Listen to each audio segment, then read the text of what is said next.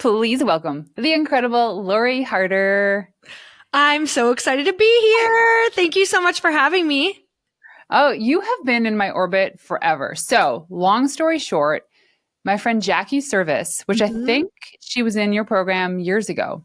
Yes. And who was friends with my friend Diana, said, you have to meet this Lori girl. And then I started following on social. I don't even know how long ago. And I was like, she's awesome. And so was her husband. And I just love the energy that you guys have. And your podcasts are incredible. I don't listen to many, but you're on there. I feel like I know you. I love this, which means we should be friends if you like the podcast, because I feel like I do. I just pretend I'm talking to you anyway. So I'm glad that we're officially vulnerable you are. And I love how much you share about just how like you guys are power couple. You live this beautiful life, but you also explain how it's not simple. And you're just real. Yeah. And busy. I feel like coming from the Midwest, I know that, whenever I talk to Canadians, actually Midwesterners and Canadians have a lot in common. And I just think that also there's something about growing up with serious weather in seasons that actually makes you kind of like gives you a little bit more of a backbone. Don't get me wrong. There's a lot of things like on the coast that, you definitely serve you in your life for sure. But I feel like we come from some of the same like core values. Yeah. Like wintertime. Wintertime. I don't even remember what it'd be in Fahrenheit, but like 30 below freezing. Yeah. And you weren't allowed inside the house. You had to play outside until the streetlights came on and your fingers would snap off.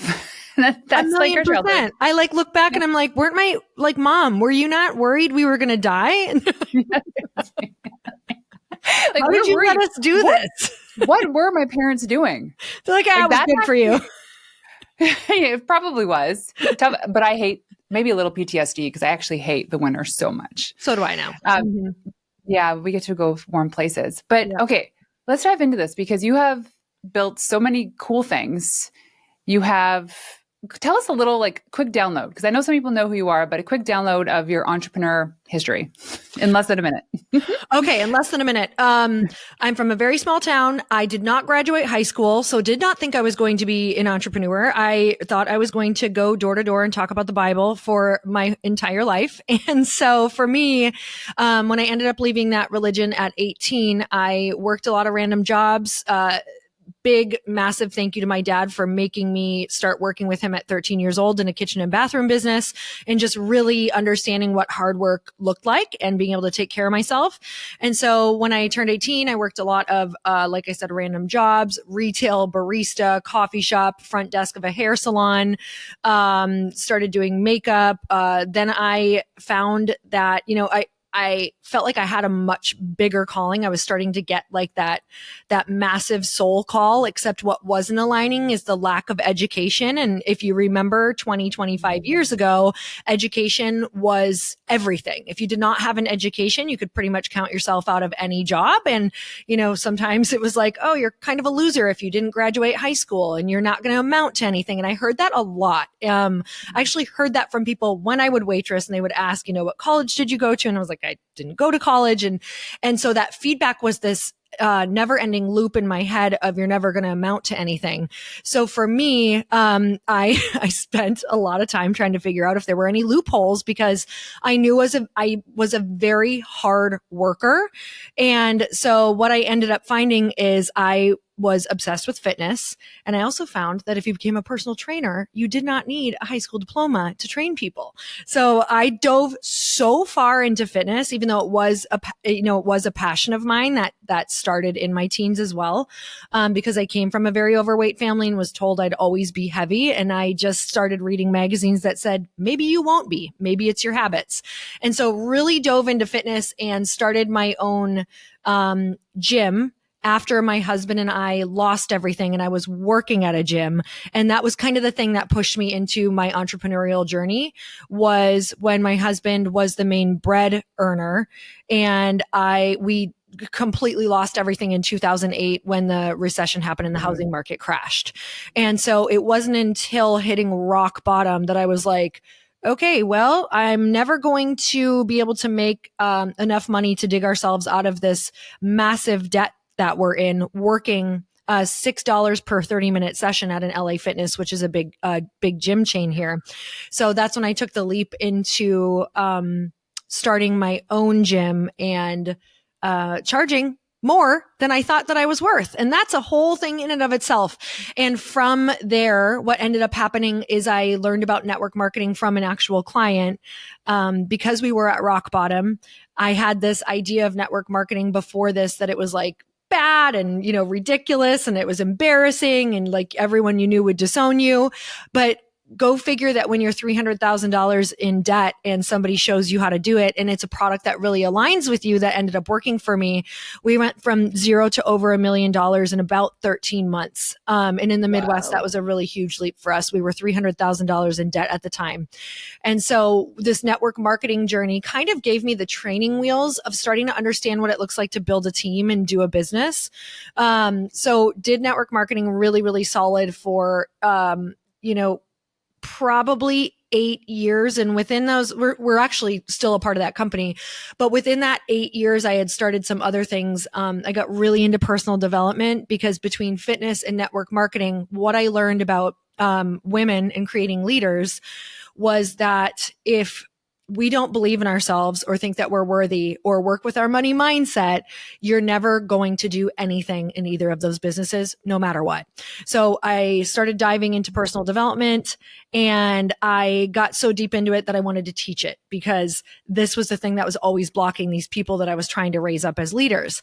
And so it just became this amazing tool that I could help them break through all of these different fears and obstacles they had, because I absolutely had them too. So I was using it on me to then go use it on them, and really start to see it working. So I think that's where a lot of the success came from, is I realized that the success of anyone in any business is really only as strong as, the person leading it and yourself. Mm-hmm. And so taking all the tools of health, wellness, personal development, and combining that with business is what catapulted everything that I've done. So it went fitness, personal development, podcast, writing books, and now I have a physical product. Okay. So like the podcast, when did you launch that? It's 2016. While, huh? Oh, wow. Mm-hmm. 2016. So it was a year before my book. It was like, I feel like one of the originals. Like I didn't really know too many other women who were, podcasting. And, we joined Lewis Howe's mastermind in I believe it was 2015 or 2016. And, he was really big into podcasting. That's how I actually found out about the mastermind.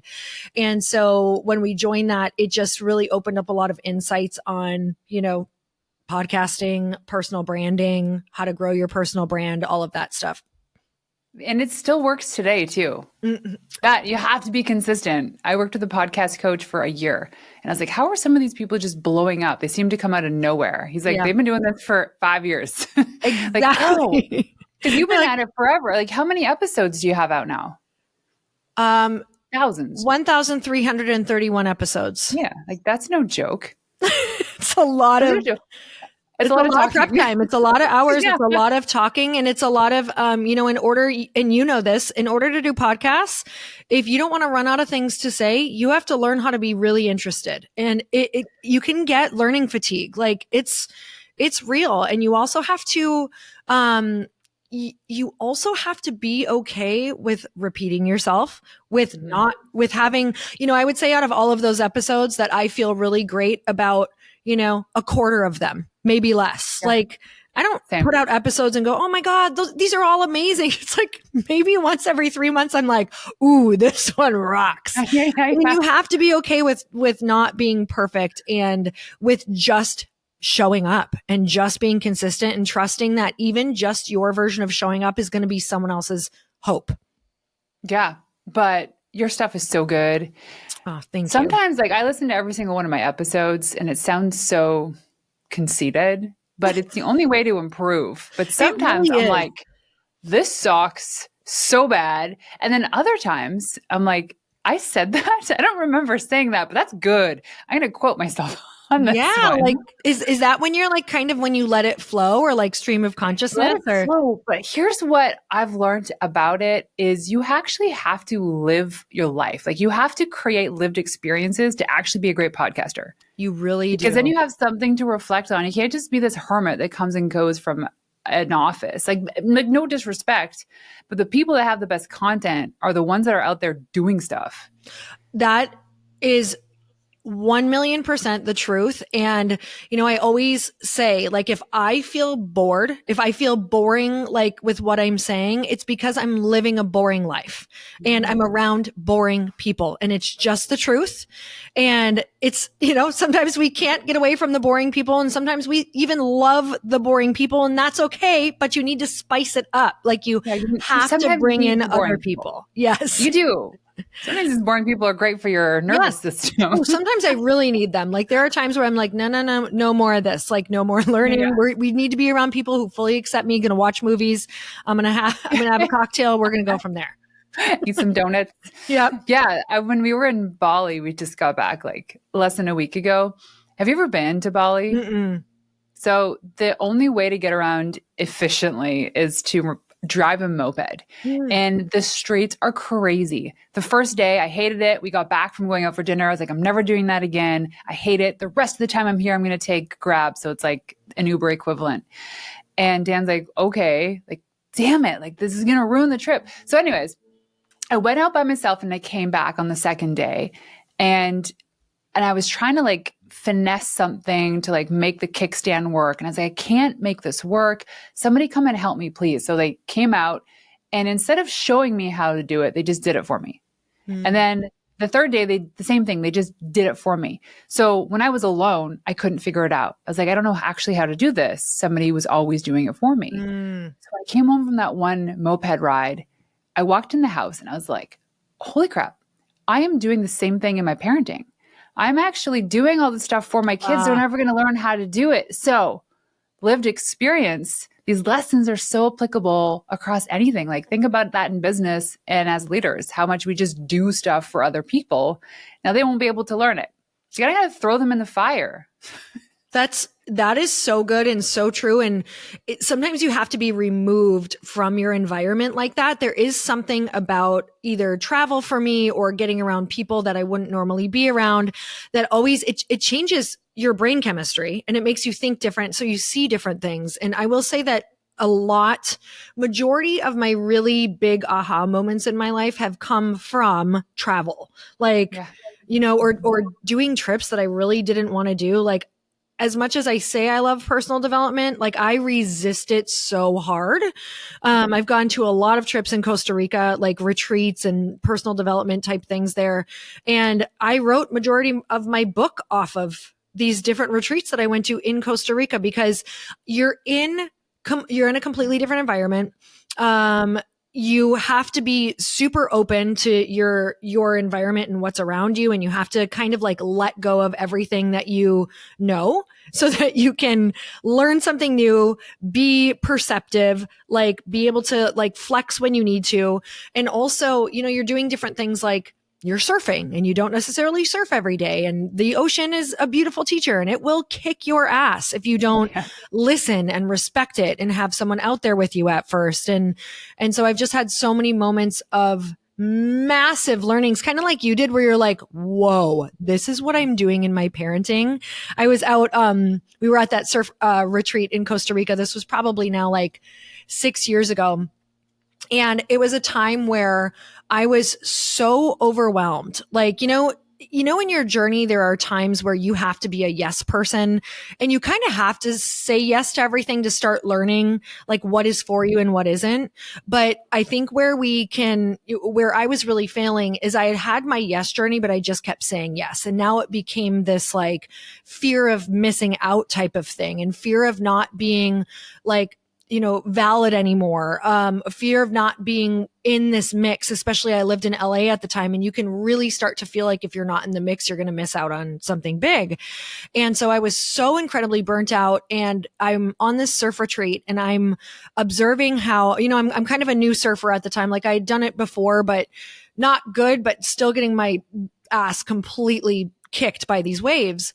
And I'm watching how I'm trying to catch every single wave out in the ocean, like every single one, and I'm catching none. And I'm exhausted. I'm paddling. I'm like, okay, next one, don't get tired. Just keep going. Like the more that you try this, the more at bats that you have, the more you're going to like be able to get up. And I just had this crazy profound moment of, you will catch nothing. None of these waves will actually be good. And you will never, ever get up if you don't focus on which one you actually want to catch and give yourself a break. And so it was just this moment of, oh my God, I'm doing this in my life everywhere. And everything was different after that. It's somehow it's like we get these downloads that we need when we're outside of our daily life. And I don't know if we can have these moments that change us on such a cellular level. It's like, I know for you, Renee, probably everything in that kickstand moment for real changed because it was like, I can't do this anymore, Oh, that day, it's funny. Right after it happened, my kid's face was just sheer terror. Noah's like, I have a headache. And he's like, Mama, could you get me some water? And I looked at him and I go, the cups are up there and the water's right there. And he's like, just sheer terror. Now I'm not doing this for him. And I even told, listen, Noah, you're 11 years old. You do not need me to do this for you. And like, the lesson was on me, not on them. Yeah. Right. Because I need to set those expectations. And even with things like, it comes back to the worthiness thing. I don't feel like I'm a good mother unless I do all this stuff for my kids. Isn't that weird? I don't feel like I'm a good wife unless I'm showing up for Dan in certain ways, but it's not true because you start to enable people. You start to give them these ideas that they're going to expect this from you all the time. So it gets actually harder and harder to not do it for them because the bigger it gets, the harder it is to stop it. And then the craziest thing about that is it starts to impact both sides of the relationship because whether we say it out loud or not, we start to get hidden resentment around being so needed, like all the time. And we do it to ourselves. I've done that to myself so many times with my family or with my team or whatever that looks like. And it's like, the more that we can let go and let people, take on their own responsibilities, the more it frees us up to show up as our best version and it frees them up to show up as their best version. And it gives us more confidence and them more confidence. And so that's such a lesson for me that I've been working on the past couple years. So I love that you're in that right now. Yeah. But also like the filling up the glass of water. I always gave him too much. And there was always a half cup full everywhere because it was too much water. So he got the amount he needed. So it actually worked out to everybody's benefit. Right? And this is just an example of these things. But, talking about, I don't want to say giving things up, but making changes drastically, saying no to opportunities. You had a really cool thing that you launched during the pandemic. And you made a pretty big pivot with this product. How did that all transpire? Oh my gosh. Okay. So I started a company called Light Pink and I come from the fitness background, which I had talked about. So I've always been into health and wellness and seeing how I can make things better. And so I loved enjoying a glass of wine, 2 glasses of wine, but at the same time, I just didn't feel great. And I was like, why isn't there a lighter version of this? And this was at the time where, White Claw and spritzes started coming out. And I was like, why don't they have like a lighter wine spritz that actually tastes good and doesn't look trashy? And so I was like, why don't we make a non-alcoholic version for all my friends who don't drink so they don't feel like they stand out anymore? Cause that was another thing is it was kind of in this time period before not drinking was cool, you guys. And it was like, you felt like you stood out if you said you didn't drink. So we wanted to make a non-alcoholic rosé and then a light rosé wine spritzer. And I started talking about this and created the deck in 2019, started raising money for it right before the pandemic hit and raised money through the pandemic, which was like, I had never raised money before. Raising money at that time when nobody knows about what's going on in the world was not the easiest task. It was actually one of the hardest things that I've ever done in my life. to then try to get out a product when manufacturing and co-packers were shutting down, and there was something called the candemic, which was an aluminum crisis. So this was all happening at once while I have this idea for this product that's going to be in aluminum cans. So, spending a year to a year and a half of formulating, trying to find these co-packers, warehouses.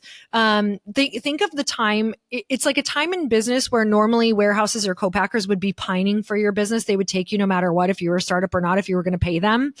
And this now became a time where, because startups were failing and they were leaving people with the product, which meant they had to dispose of it, and it would cost them money. This now turned into, I couldn't find a warehouse or co-packer unless I paid them extra and guaranteed my sales. And if I didn't make them, I had to pay to essentially get kicked out to go nowhere.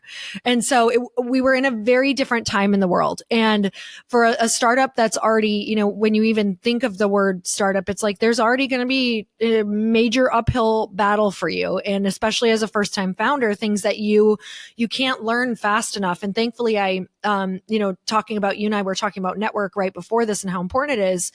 Thank God I had the network around me who I got really vulnerable. And the key lesson here is that nobody can truly help you out of something unless you get really real with where you're at.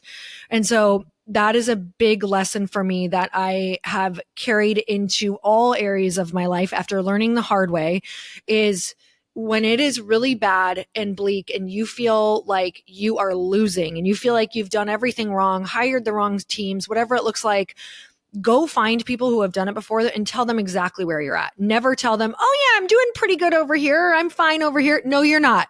Like, things are hard. You're sucking. Say where you're at so they can tell you exactly what to do, who can help you, how to get out. They can comfort you and say, I've been there. We're going to turn the ship. Here's what it's going to look like. And so thankfully, a few months after, I was just like, man, I don't think I can get this to the finish line on my own. I'm really starting to feel like this is not going to happen. I ended up going to quite a few people and saying, this is super vulnerable and really scary for me, but I have to show you like where I'm at, where the bank account's at, what's going on in the business, where we keep getting no's, where we're failing. And thankfully I had some people say, okay, you aren't going to have a viable business anymore unless you raise this much more money. Here's what your future is going to look like unless you bring on this person, and this is how much it's going to cost. Do you want to take this route? And the answer was no. And I'm not going to be able to not going to be able to. Could I? Maybe. I'm not the person cut out to raise $10 million more to go down a path that I truly don't have the skill set on. And so it was like, where is my skill set best used? And how can we turn the ship, take the messaging of why we started that company in the first place, which was about women supporting women. It was about getting a product out into the world that we were really passionate about. And now taking this and going, okay, I've always loved wellness even more. And that's really what this got started off of, was how can we make a better product? And so we, rallied and got behind another product that felt even more aligned for our community of where everybody was at that point in history as well. Everybody really started getting way more into supplements, way more into wellness. We wanted to start feeling really good again after the pandemic. A lot of the people in my community, even my investors, I would say 20% of them had all stopped drinking. So then it really wasn't aligned for a lot of people. And in a matter of about 2 weeks, we just completely turned the ship around, had started formulating something else, and just ran with it. That's crazy. So then your like get real moment was, I'm not in this to go out and raise $10 million. I don't want to do this. It was quite a few things, to be honest. There was a few different tipping points. There became one point where it was so blaringly clear. I got that bit of feedback mixed with they wanted fingerprints of all of my investors. And there was about 5 of them who were like, well, I'm just not going to give them to you. And so that was the end. I couldn't move forward without it. The thing? Fingerprints? Because it was an alcohol company. And they just, things were changing legally. Nothing was black and white. Everything was gray. So one day we were fine and we were all set to go. And the next day they wanted something else from everyone. And I had 54 women involved. And so getting info back from everybody, in doing that was like, we're not talking about a day's time turnaround. Everything was like so red taped. That is my next lesson that I will share is before you start a company, start with your price and your margins in mind, and also start with how much legalities and red tape there is. And that will inform you so much about what product you're willing to do and what you're willing to fight for. Because, if I would have known that a quarter or more of the funds that I initially raised were going to just go to legal, I probably would have thought very different about it. That is crazy. That is a lot. Also, probably one of the most regulated industries. Right. Because you just don't think about that. And whenever you hear no. regulated, you're going to pay so much money to make sure that you're always doing it on the up and up. Yeah. So now you have Glossy. Yes. How did you just go to sleep and wake up and this thing existed? No, it is okay. So because light pink, I'm always thinking about, I've always loved products. I'm such a consumer. Obviously I was in network marketing. I consume so many products. And like, if you looked at my Amazon cart, and I'm that person who used to just love to go to Target and just read products and look at products and all that stuff. So I, had started light pink. And I'm always thinking of, as we started to see like, wow, this might actually be kind of more challenging than I thought to make money. Like, I'm not sure how this is going to work. I was thinking of upsells. So I'm like, what else would go really well with this? And what am I using every day? So at the time, I will say, as consistent as I am with a lot of things, the thing that I was always most consistent with was hydration packets, and electrolytes, because I'm a toddler, and in order for me to drink my water, I like it flavored. Like, and it's just like a good reminder for me, like, okay, let's put something in your water, like go do your routine, drink your water. And so I was thinking of what could be like, a hydration routine, but also why doesn't this packet do more for me? I literally remember just looking down at this packet that I had in front of me, and I'm like, oh my God, I'm literally paying like $45 for really expensive salt and sugar. And I thought, this can't be right. Like, why couldn't I add more to this and not have to take all of these freaking pills? Because I also hate taking pills. And so it got me to thinking, what are all the things that I would want this little packet to do for me?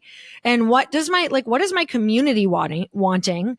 And, we want to feel healthy. We want to make sure we're in that habit of drinking water. We want to be taking our supplements. Like, we want to also feel beautiful, look beautiful, have glowy skin. And as we age, like, we get more and more concerned about our skin. Like, are we taking care of it?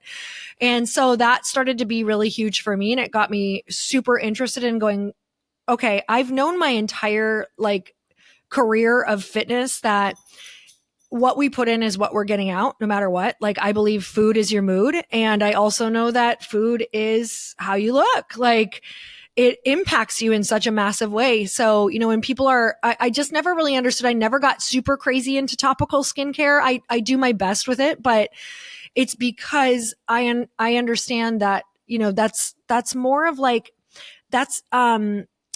that's not being proactive. It's being reactive.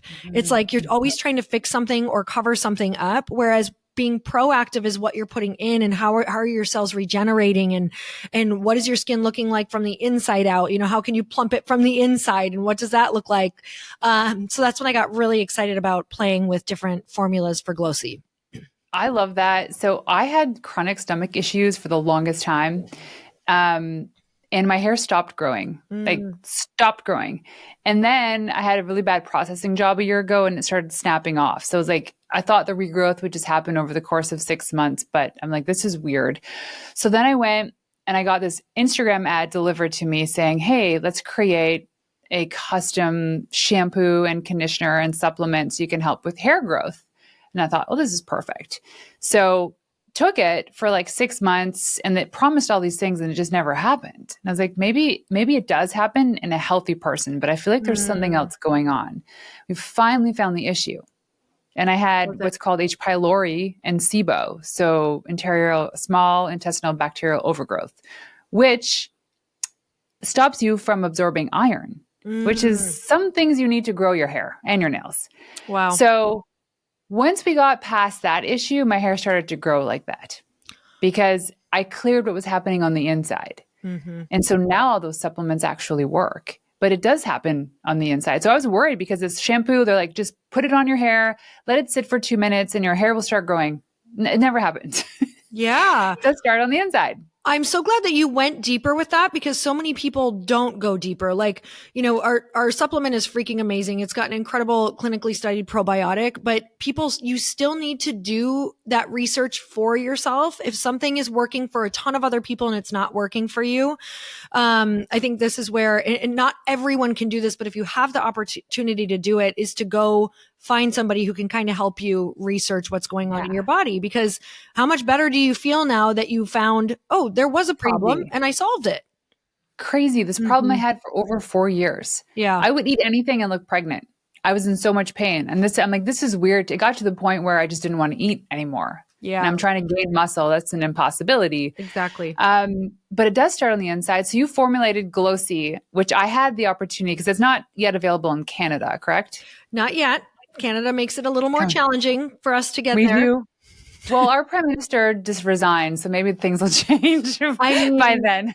This would be Fingers great. crossed. Yeah. But I got a chance to try it when I was at the Powerhouse Women event, and it was delicious. You had a couple flavors there. Yeah, I'm so glad. I was neurotic about the flavor because I do not like, obviously, just coming from trying everything. I don't want it to taste fake. I wanted it to be real. I wanted this to be an amazing product because one thing I know is if a product does not work for people quickly or they don't feel like they like it or like the flavor, they're going to be done with it in a hot second. Easy to just pass it off. Yep. So this is more aligned with your expertise and quite frankly makes a lot more sense too. Oh yeah. For like what you stand for essentially and your values and your mission. Where were your doubts that creeped in this? Because you went through this horror of having a product, right? And now you're like, how did you overcome that transition? What did you do in that time when you made the switch? Where did my doubts creep in? Everywhere. I can't. I would love to spend 1 hour on this so people really understand that you can have had previous wins and get the wins knocked out of your sails and lose all of your confidence. And the only thing that will kick you back in the game is first you initially have to be the person to kickstart, seeking help. But my network and seeking a network and really being open to a network is the only thing that has gotten me back over and over and over again. And I can say that if I did not have my network during this time, this would have been a complete failure. Quickly, I would have lost everybody's money quickly. And I don't know if I would have gotten back from that because that's, I think for a lot of women, a lot of us don't raise money or we're afraid to do the big thing, the big dream that we have because it does require money or other people's money because that feels like a really large responsibility to us. I find not all men, but a lot of men are able to like kind of disassociate from that a little bit easier than women are. I found the women that I talk to, like we carry that. It's a real challenge to, differentiate between this being a business transaction and feeling like it's personal. So I will say that it rocked my confidence. It made me feel like people were never going to work with me again. It made me feel like I destroyed my reputation. I went through a lot of anxiety and depression. There was some really dark points for about 3 months where I was waking up every night. I started drinking way too much wine. Still during the pandemic, I was like the first time in my marriage ever we've been married almost 20 years now. And this was like 17 years in that I would wake my husband up every night and ask him to hold me because I could not regulate my nervous system. I was having full anxiety, panic attacks at night. And I was telling him, I'm like, like breakdowns. Like I've never had that before. I'd always been someone up till that point.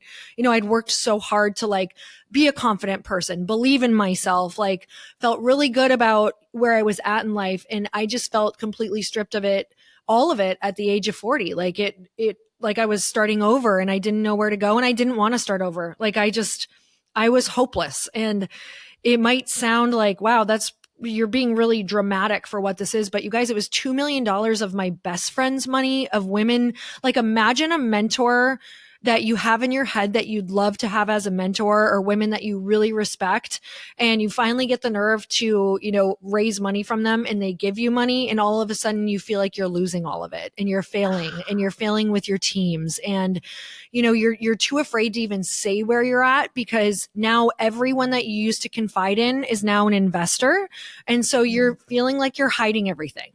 It was the most miserable season of my entire life. And my husband was also stressed out at the time. So I felt like I didn't want to burden him.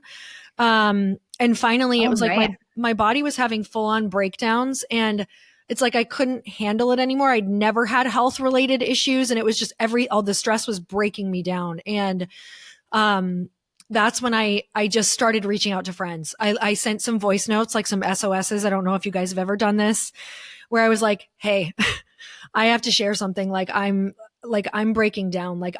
Can you get on a call today? I just have to let it all out. And so I did this with a couple friends. One of them, was Jen Gottlieb. Another one was Lindsay Schwartz. Another one was one of my friends, Danette. And I just threw out an SOS, and I'm like, I can't do this alone. Here's where I'm at. And then I had one other friend who had been in the alcohol industry, and we just in a matter of a couple weeks, everything turned around and everything got cleared up. But I would have never done that without saying, I can't do this. This is so far beyond anything that I can emotionally handle on my own. I need help. And I bet they were there in an instant. Boom. Dropped everything to console me, to be only the people who are going after the biggest things in life and being the most brave are the people who are ever going to feel what you're feeling. It could make me cry just thinking about having them come to your aid and your rescue. And I owe everything to my network, and to thank God, my past self that was so aware of how important it is to invest in these friendships and women, because, I really struggled with friendships in the past. I really struggled with trusting women. I struggled with even thinking that I was cut out for a lot of friends, because they exhausted me. I had no boundaries. I wouldn't attract the right people. And oh God, I could talk all day about that, but that's why I wrote a book about networks and friendships, is because I struggled with it so hard. What's the title of the book? It's a Tribe Called Bliss. That's right. Tribe Called Bliss. You've been one of the inspirations for me to not only create deeper friendships, but nurture them. And one thing I've actually committed to for this year is to be better at nurturing those relationships. I'm the worst checker-inner. I'm just oh, I see that you're fine on social media. Life must be good. Yeah. And I have some friends that are just hey, I saw a bird in the sky and the wind blew this way and I thought of you. And I'm like, wow, thanks for making me feel seen and heard. I need to do that more. Okay. So I was you. Yeah. And it's not hard. You just have to find your way of doing it. So for me, it's voice notes, and I put it in my calendar. Someone who inspired me on this was Brendan Burchard, has something called Finisher Fridays. He takes 1 hour every Friday and he goes and looks at his list, and he just sends little texts or notes to a set amount of people. And let me just tell you, it's life-changing. It doesn't have to be every week. It can be every other week. And you just keep your running list of people that you really want, that you want to make sure you're checking in with. So now I don't get overwhelmed, because for me, I was it overwhelms me. I don't know how to do this. And it's not overwhelming at all. It's the easiest thing on earth. I know exactly who I want to invest in right now, and that's who's on the list. That's it. I think it's making a list of people who are the F yes that you want to invest in. Yep. Okay, my list is pretty big. You might be getting a note from me someday soon, though. A little voice note. Yeah. Please do. I'll add you to my list. Perfect. Maybe I'll sing you happy birthday whenever your birthday is. No, you do not want me to sing happy birthday. No, I really do. No, you don't. No, you don't. Let's double click on the network thing again, because you guys do this so well. But I think I mentioned this before we pressed record. My husband came up to me, and he comes up to me weekly, and he's like, what would we do if we lost this all, everything? And I don't have any doubts, because if it were to happen, it meant we went all out. We went full send, left everything on the field, and our network would be there to help catch us. Yes. And like you said, that if it wasn't for these people, and I'm sure it extends beyond the few women that you mentioned too, but even the women that were invested into Light Pink. Like I know some of these women and they were very much probably like, okay, that's cool. What's next? Yep. We overthink things. Actually, I journal every morning. And we were gone for a month. So when I got back from Bali, Australia, I actually went back to my last entry. And it was 2 pages of all the things that I worried about, everything that could possibly go wrong on this trip. Nothing happened. Mm-hmm. None of it happened. So I always think, why am I doing this to myself? I'm worrying all the time about what other people are going to think, about all these terrible things that could happen. They don't happen. Most of the time, they never do. And so I spent weeks leading up to this trip worried about all these things. Mm-hmm. You can imagine that those stories played in your head too when you're like, crap, this feels like rock bottom. I think that's the key right there. Is it was a switch of focusing on what could happen that's powerful and magical instead of what could happen that's bad. And, think about if you would have started journal entries 2 weeks before your trip to Bali about what magic could unfold, how much your podcast could change, how it could impact your children, how you going, do you know what I mean? Like really writing into the magic. And so for me now, that's all I focus on. What if this is amazing? What if this gives, what if I get to hire 5 women and this changes their lives and their family's life? What if I get to give my investors, what if I get to give them a windfall? Like, how cool is that day going to be? How about I visualize that and think about that before I go to bed? Like, okay. And even if this does fail, what are some of the massive lessons that I can help somebody with who's launching? Like, nobody can help someone more than someone who's failed. Let me just tell you, who like learns from it. So, I will say the richest things have come out of that failure in that time period. I wouldn't wish it on anyone, but at the same time, I'm a different person on the other side. Like, I would never give back this experience for anything, even though it truly was, outside of losing, people that we've loved. That was the hardest thing that I've ever gone through in my life. But I would never return it because I am someone so different. I know what's important in life. I know that while building your businesses, you really have to find joy. I know you have to keep building your relationships. I know that you can't isolate. I know you need to lean on people. I know that it makes, your life and everything richer. I know that you really can enjoy business even when it's really hard. I know that it's just a massive personal development, life upgrade that we sign up for when we go through those challenges.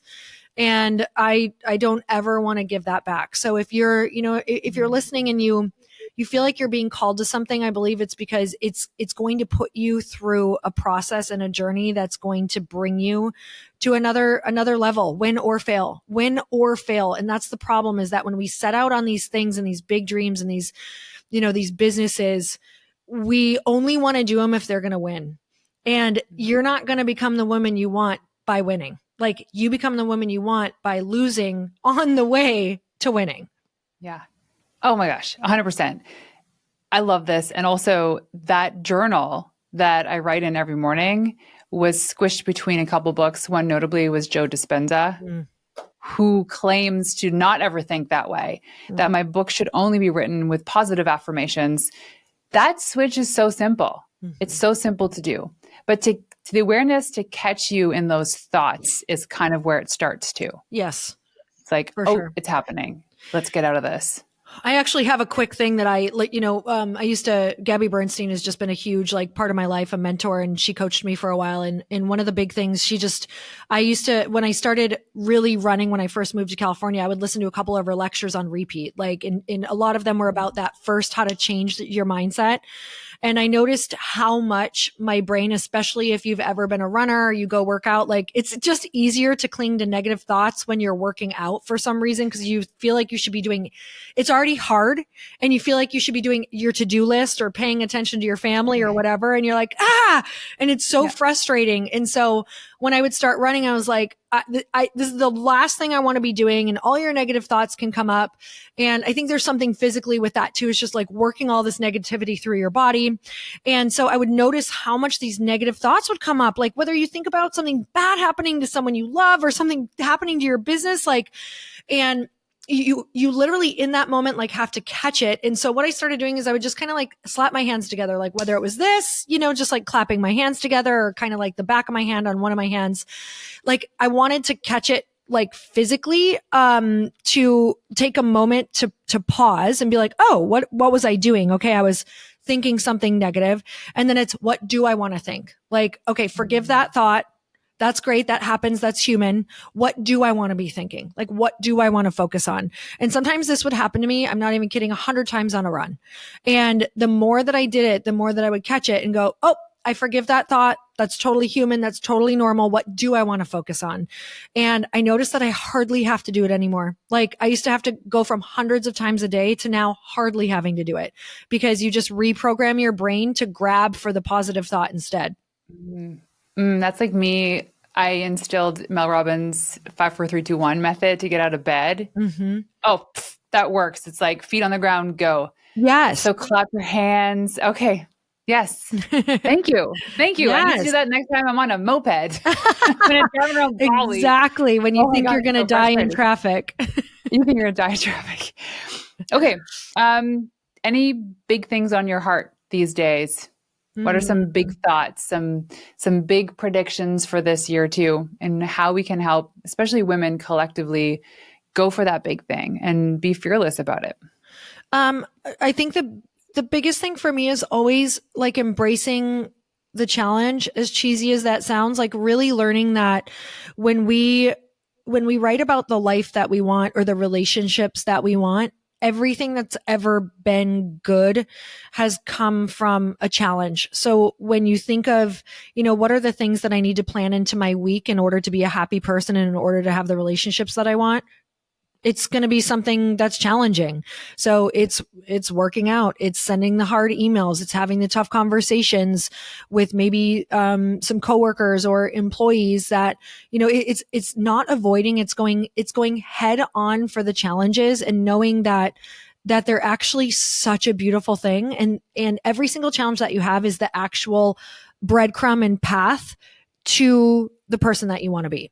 And instead of avoiding or resisting them, like I'm so all about head on, like just face it head on and, go book the girls weekend because that's going to pay off. Go book the retreat, put a retreat together, put a mastermind together, go fly to the couple you want to get to know better. Like go do those things because it matters in life. Like that makes a meaningful life. And if we're not happy, it's because we're not viewing challenge that way and we're not doing the things that, even though they seem hard at first or you're resistant of, are going to give you a really meaningful life and relationship. I love it. I did that in asking you to come on the show. I love it. I would have come on the show years ago. I know. So a little sidebar on that is, do you know who Gabby Reese is? Yeah. Mm-hmm. Okay. Huge fan in high school. She was the only person I had posters on my wall. And when I saw she launched a podcast, I was all in and I was like, one day I'm going to have her on my show. And I finally built the courage to ask her in like Instagram DMs. This was a couple of years ago.